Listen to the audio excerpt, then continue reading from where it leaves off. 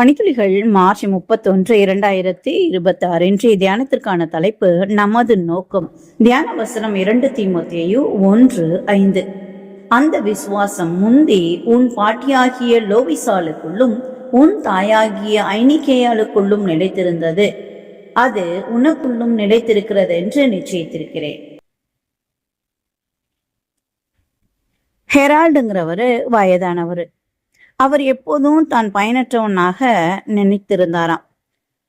அதனால தன்னுடைய மகளிடம் அவர் எப்போதும் ஓய்வு பெற்றவர்கள் மற்றும் குழந்தைகள் தங்கள் குடும்பங்களுடன் மும்முரமாக இருக்கிறாங்க, ஆனா நான் பயனற்று இருக்கிறேன்னு சொல்லுவாராம். எனக்கு வயதாகி விட்டது, நிறைவான வாழ்க்கையும் நான் வாழ்ந்து விட்டேன், இனி எனக்கு எந்த நோக்கமும் இல்லை என்றும் சொல்லி கொண்டு இருப்பாராம். தேவன் எந்த நேரத்துல என்னை கூப்பிட்டாலும் தம்மிடத்திற்கு நான் சென்று விடுவேன் என்றும் அவர் கூறியிருக்கிறாராம்.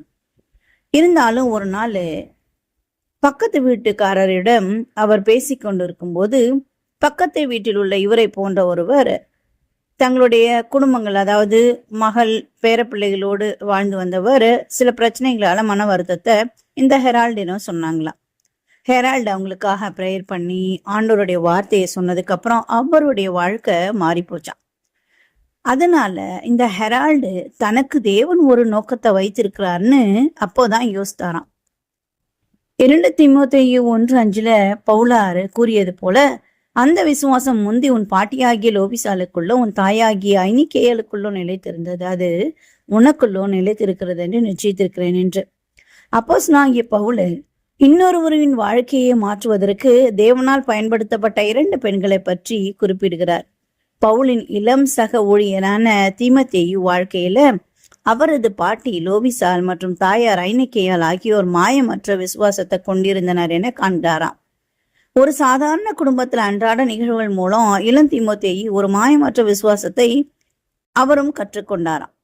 அவருடைய வளர்ச்சி இயேசுவின் உண்மையான சிஷ்யனாக மாறவும், இறுதியில ஏபேசு தேவாலயத்தின் தலைவனாகவும் அவருடைய ஊழியம் இருந்தது. அதற்காக அவங்களுடைய பாட்டி தான், அம்மா தான் காரணம்னு சொல்லுறாங்க. நம்முடைய வயது, பின்னணி அல்லது சூழ்நிலை எதுவாக இருந்தாலும் இயேசுவை பற்றி மற்றவர்களுக்கு சொல்ல வேண்டும் என்ற நோக்கம் நமக்கும் உண்டு. இயேசுவை விசுவாசிக்கும்படி மற்றவர்களை ஊக்குவிக்க வேண்டுமாம். சுவிசேஷத்தை பகிர்ந்து கொள்வதற்கான வாய்ப்புகளுக்காக நாம் எப்போதும் ஜெபிக்க வேண்டுமாம். இன்னும் நம்முடைய நோக்கம் முடிவடையவில்லை, இருக்கும் வர ஊழியம் செய்வோம் என்று நமக்கு அறிவுரை கொடுக்கிறார் இதை எழுதியவர்.